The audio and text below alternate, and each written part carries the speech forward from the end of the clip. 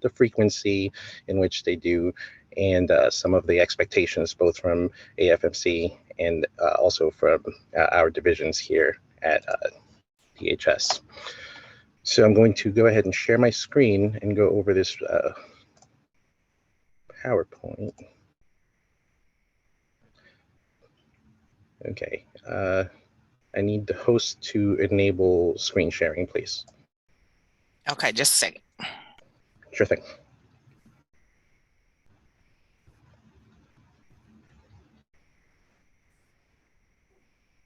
Okay, see if that works. One.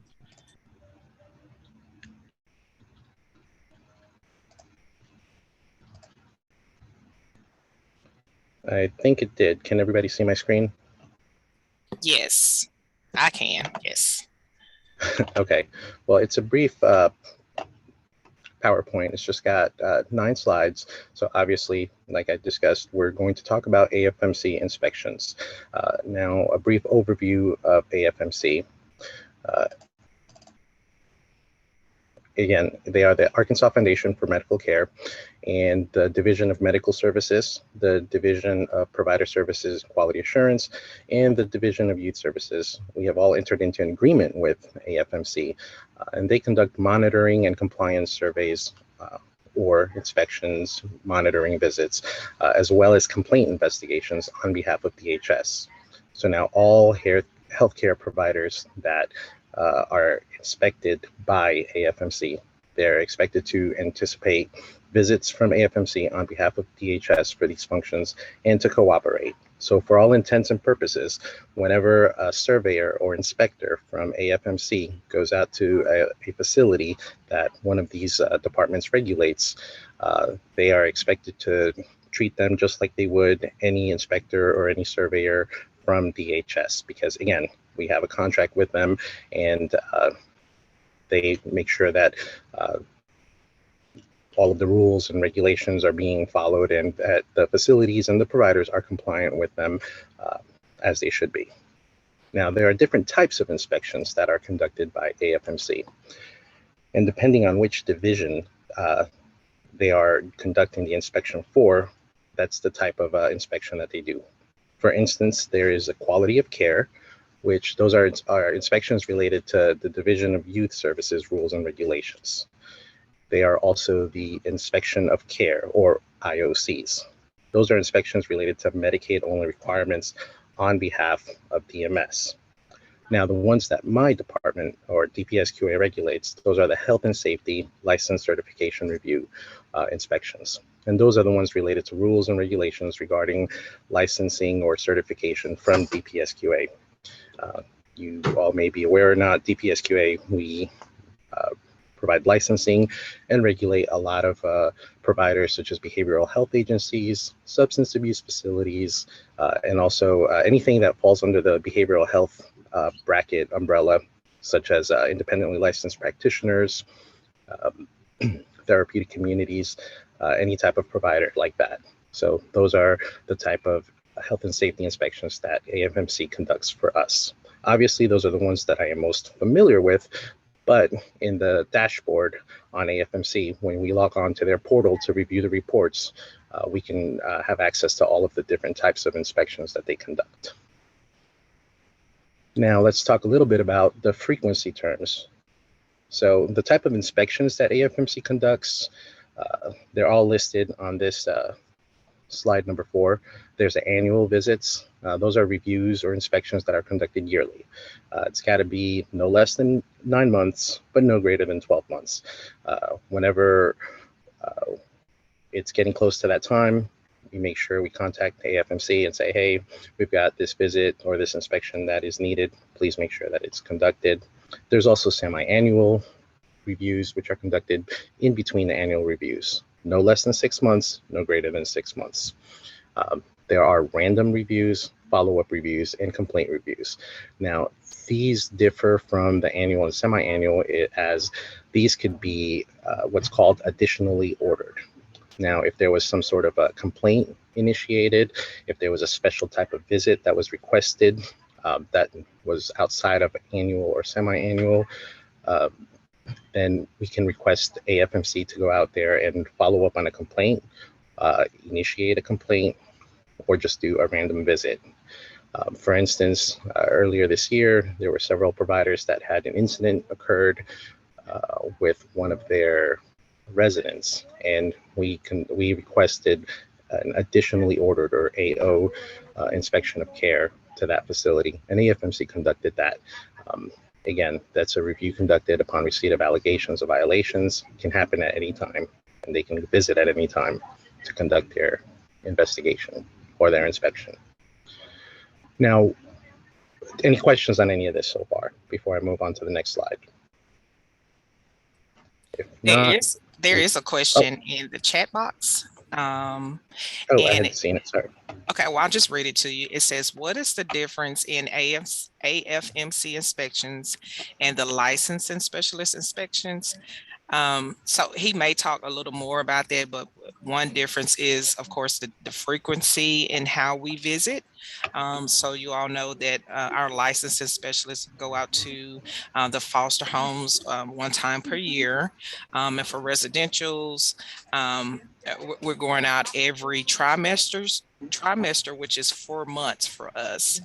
We do also follow up on those complaints or any other emergency needs.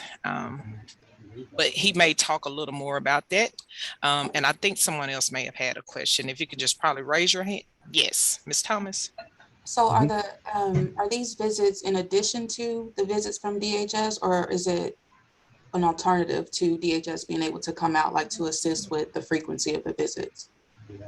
It is an alternative. We have a contract with AFMC, and again, I'm most familiar with DPSQA as that's the division that I work in, but I know AFMC has several provider types that they go to. So we regulate assisted living facilities, residential care facilities, and behavioral health agencies, substance abuse agencies. However, AFMC does not conduct visits to our assisted living facilities or long-term care facilities. They specifically go for DPSQA, they go for behavioral health agencies and substance abuse facilities and anything pertaining to behavioral health. So our surveyors they do go to those facilities to conduct the initial inspections, and there may be times where they may also make a special visit, but for all intents and purposes, the contract with AFMC is for them to go out and do those inspections on our behalf.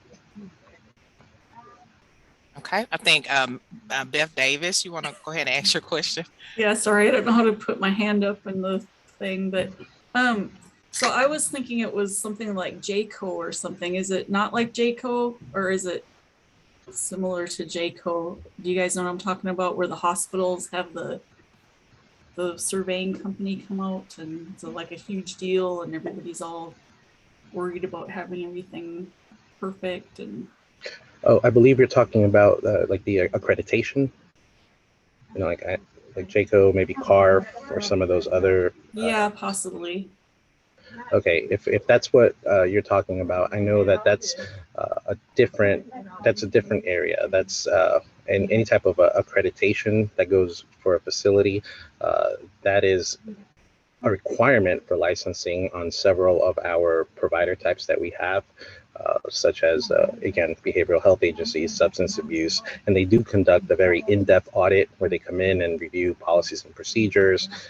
They make sure that facilities in compliance and whatnot, but that's not for DHS regulating purposes. That's more for the facility or the company to say that they're nationally accredited to provide the service that they can, which in turn can be used for us to license them.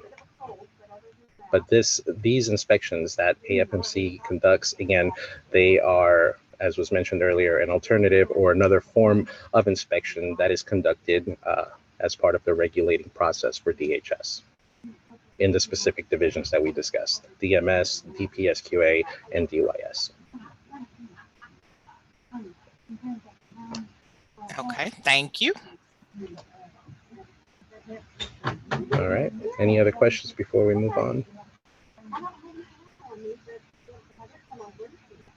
All right, so what to expect when AFMC conducts an inspection of care or a quality of care visit, what they do generally, they review files, they conduct client or resident interviews. If the client is under the age of 18 and with a legal guardian present, AFMC will attempt to interview the parent guardian and receive consent to interview the minor. And then in addition to client interviews, they conduct staff interviews. When you review the report that AFMC submits, it breaks it down into those three categories. They begin giving an overview of the visit, how the tour went when they visited the facility. They discuss all of their findings. They review all of the policy manuals, all of the paperwork, documents that the facility has on hand, working off of a checklist that they have, which is basically all of the regulations for that facility. And then they ask clients and staff specific questions, which are then reflected on the report. So if a staff indicates concerns with several policies or procedures, those reviews, those findings are reflected on the report as well. So all of this is what the provider expects for one of our AFMC surveyors to conduct: a review of all of the files in the facility and interviews of both staff and residents. After the review, whether it's a QOC, quality of care, inspection of care, AFMC provides a written or electronic report to the provider of the findings within 14 calendar days of the last day on site. So if AFMC goes out to a facility on October 1st, by October 15th, that report should be available to the provider. And AFMC does have, I mentioned it briefly earlier, they have their website or their portal where they have a dashboard with all of their reports that they upload, and we can go on there and have access to those reports, and then we forward them over to the provider as well. Now, when they have a report submitted after the provider's received it, they will create and submit a corrective action plan if applicable. There are times, obviously, when there are no findings, no deficiencies, no concerns noted. That's what we want. That's what we would hope for, but that's not always the case. Sometimes there are deficiencies noted, and a provider will have to submit a corrective action plan. And once they submit it to, at least as far as DPSQA is concerned, they submit their CAP or plan of correction.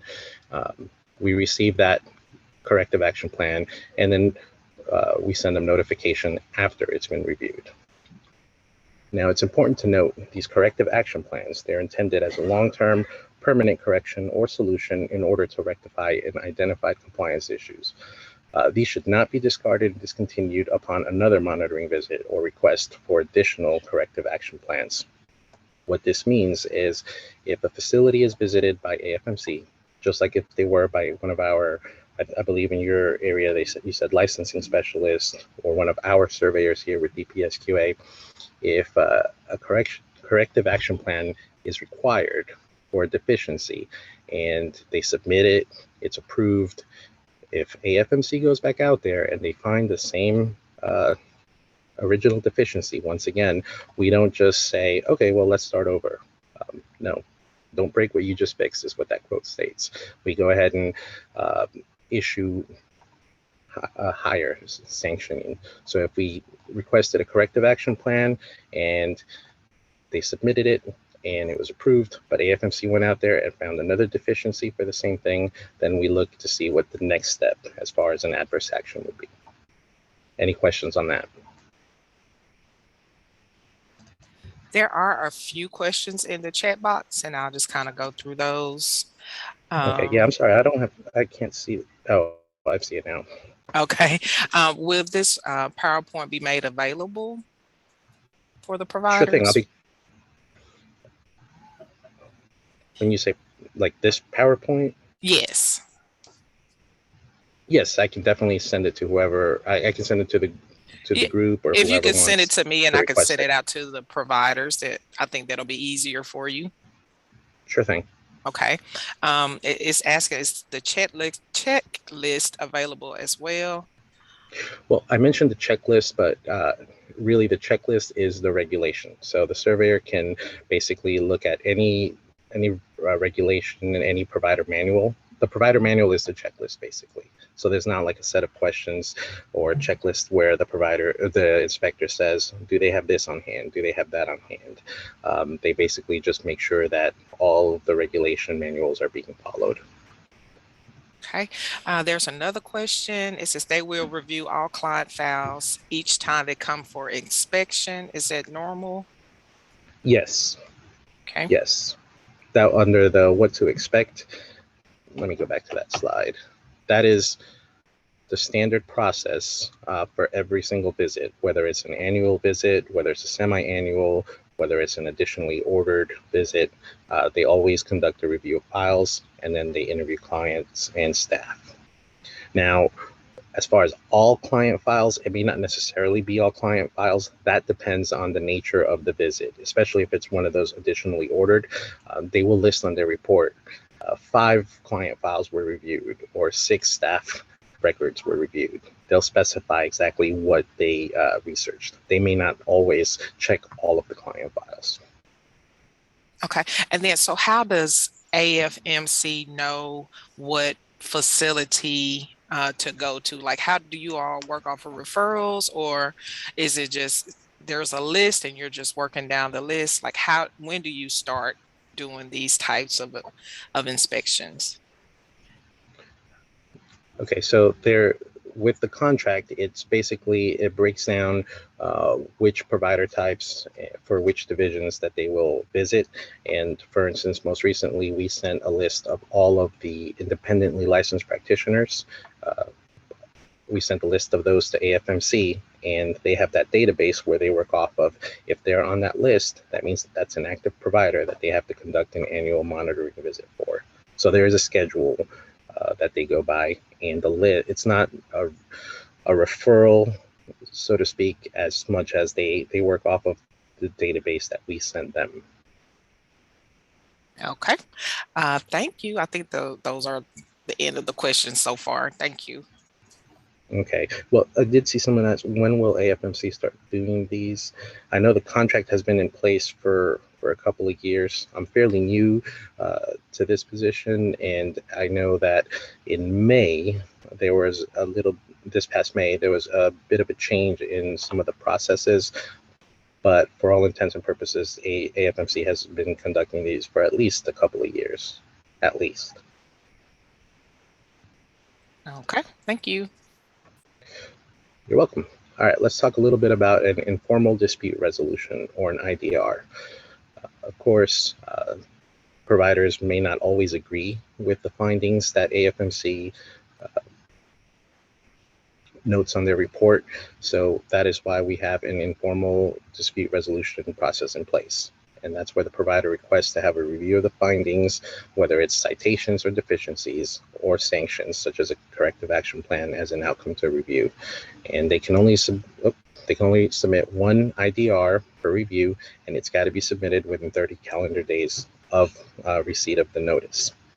And AFMC must review and issue determination of all of these requests within 14 calendar days upon receiving the request. And if they decide to go ahead and uphold their decision and remedy their IDR during that process, they will provide a revised written report with a determination letter. Now, this is not the process for all 3 divisions. I know I mentioned that there were some changes in May with DPSQA, for instance. AFMC, they do not issue determination of IDR requests anymore. That is something that our office does. If we receive a request for reconsideration or a dispute resolution, we forward it over to our deputy director, or now we have a new assistant director, and they make the determination to find a resolution for the findings or what the provider is requesting, as opposed to AFMC. Any questions on any of this? All right, problems or concerns with AFMC. If ever a provider, a staff member, anyone is experiencing problems or have concerns in the way that AFMC is conducting business on behalf of DHS, they may reach out to our DPSQA assistant director who oversees the contract. and that is Ms. Tanisha Richardson Wiley. She's our DPSQA Assistant Director who just began her position. She's been with DPSQA for some time now, but this is her contact information. If anybody has any questions, concerns, comments, or whatnot, she will be the go-to person for this. She is new in this role, so please give her some time, just like any one of us would.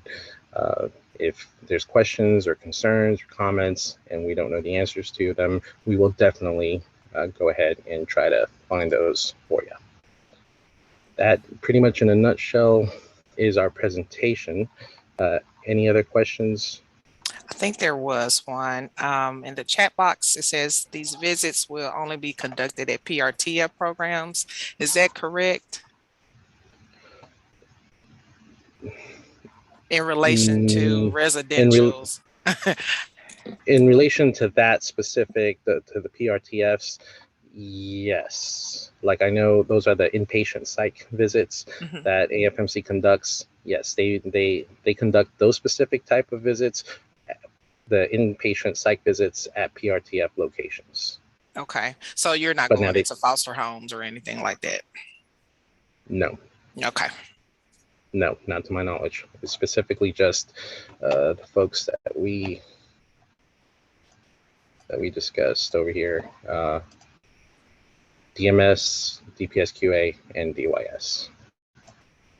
Okay, and I think is Shannon here? Are you all receiving AFMC reports? Is that what you're saying? Yes, I just made a comment. We were already receiving those types of visits. Oh, okay. Okay, thank you. Okay, does anyone else have any other questions? I'm sorry, go ahead, Juan. No, I was just going to see, I should still be sharing my screen. Can everybody see the AFMC dashboard that I have on there right now? Yes. Okay, this is the AFMC portal, and in this dashboard, this is where we can go ahead and look at all of the reports. They go back 90 days. If we need a report that's further than 90 days out, then we have to go ahead and request it specifically from an AFMC staff member. But here, these are all of the facilities that they visit and provide reports for. These are the behavioral health agencies. These are the substance abuse community service providers. These are those inpatient psych PRTFs, and then those are the QOCs that they do for DMS.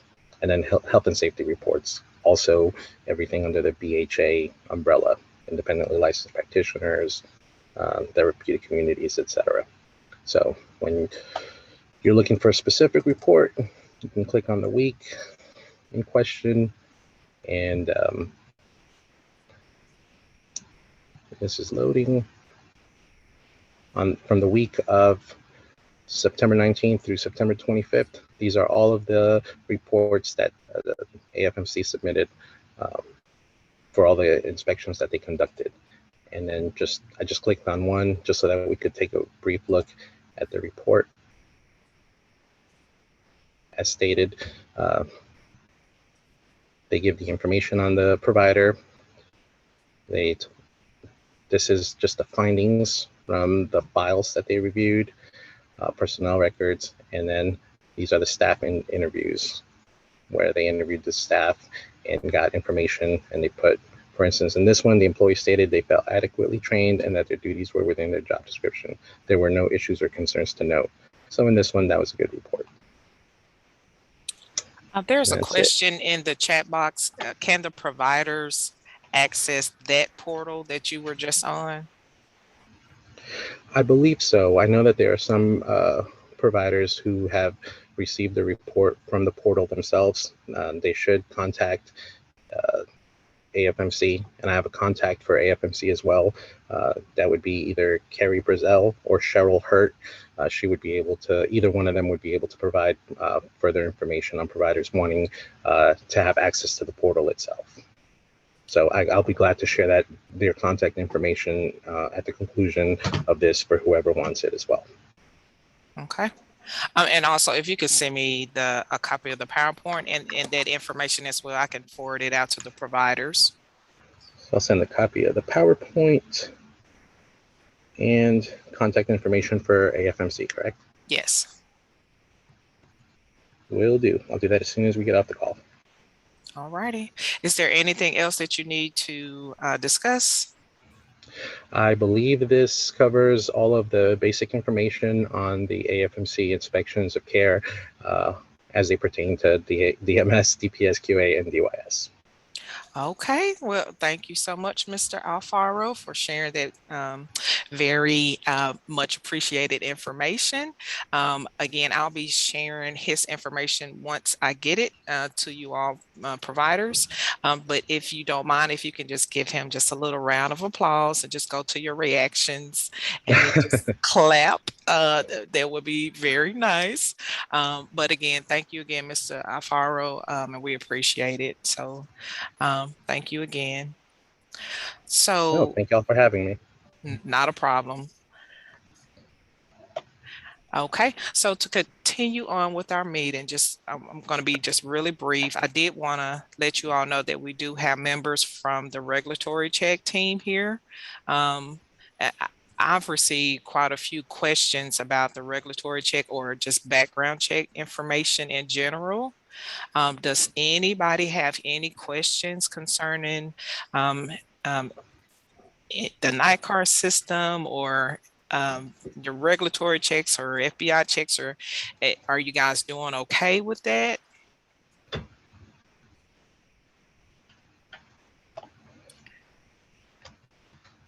Check box. Okay, well, to me, that's saying the regulatory check team is, you guys are fabulous. Thank you so much. I have a question. Okay, go ahead. How long, what's the standard time for to get a state background check result back? Or is there a time?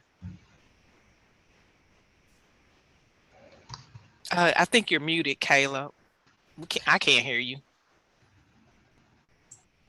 I can hear her. I'll put it in chat.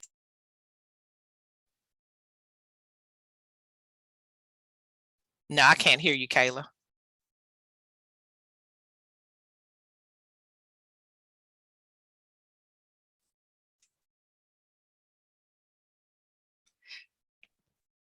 Hey, Kayla, you can come to my office and you can respond to whatever questions they have.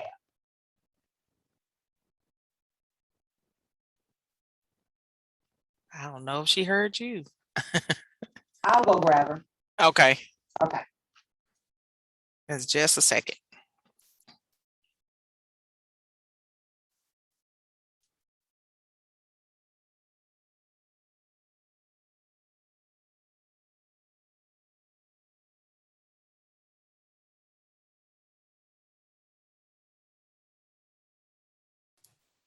She has her question in the chat.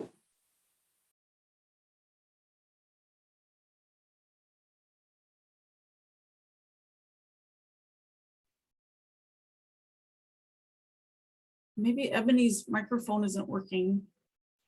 Can you hear me, Ebony? I can. We're waiting on Kayla Bodie. She's going to respond from the regulatory check unit. She had to switch computers. Her microphone is not working. Okay, because Drew was saying that it's in the chat box. Oh, yes. Okay.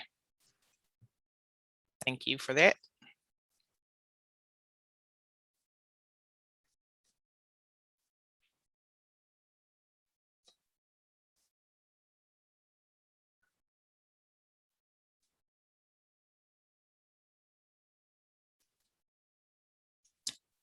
Is everybody doing okay while we're waiting? Any issues? Megan Bush, good to see you. Good to see you. Bridget, I thought I seen Bridget on here somewhere.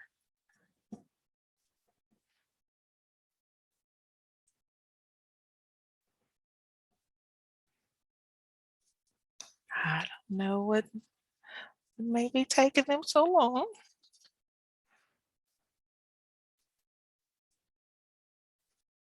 There they are. Hi, this is Cindy. Can you all hear me? Yes, ma'am. Okay. typically what happens is anything that you ran yesterday, I will go in and adjudicate today. If your maltreatment is in there and it's completed, then I can adjudicate it all the way down. So for that answer, for a criminal only would be 1 day.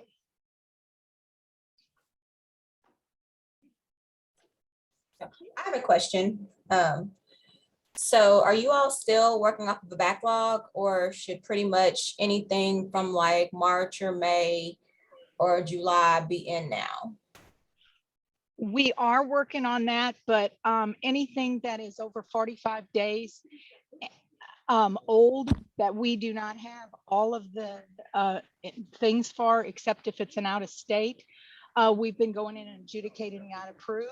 If there's anybody out there that has any that's either not approved or that is just sitting there in provisional, please email one of us and we can go in and we can look at it and we can tell you exactly what is wrong so that you can get that corrected, and then we can go back in and adjudicate it for you. This is Brenda Burr. If there is something lacking, whether it be fingerprints or maltreatment, you will receive an email stating that you have the 45 days to get your staff fingerprinted. So just be aware that, if we're missing something, you will be notified as well. Okay. And then I have another question, sorry.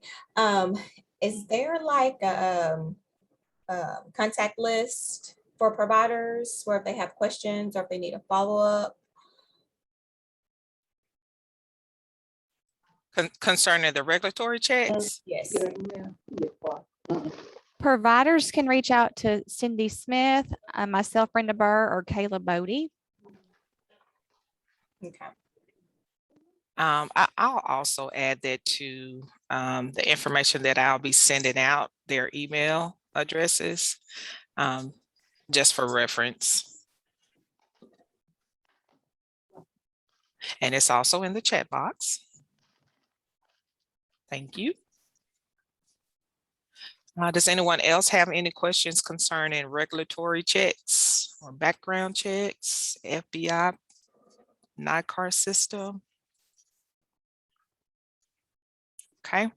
I did want to let you all know that we've had just a little change in our PRLU staff. So Jeremy Myers, who was currently over the residentials and adoptions, is no longer with our division. So in the meantime, if you could please send any questions or any special considerations or alternative compliance requests to Austin Clowers.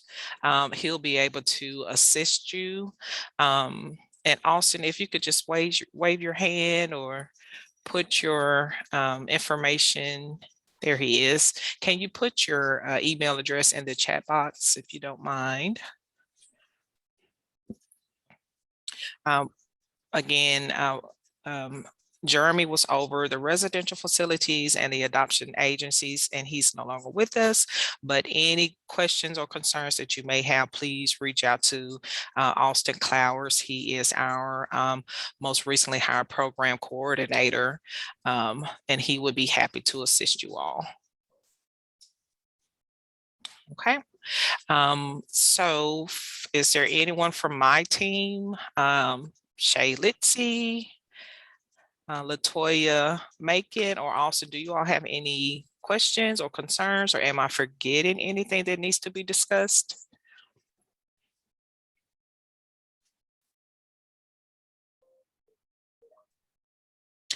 Okay, I'll take that as a no. I do want to just say to everyone that is on the provider call, thank you so much for everything that you do. It takes a village to just kind of be able to work with children, especially with children who has experienced some type of trauma. And so we do appreciate everything that you're doing. Just please continue to keep those children in mind when you're either creating policies, making changes at your agencies, or just in general. And of course, we're also thinking of you all in the aspect of, we know that COVID is going on. So we know that you all may be down a few staff because we're experiencing some of that on our end as well. But we do want to try to work with you all if we can So that is all that I have. Does anyone have any questions for me? If not, I'm gonna pat myself on the back and say, continue doing the great job you're doing, Ebony.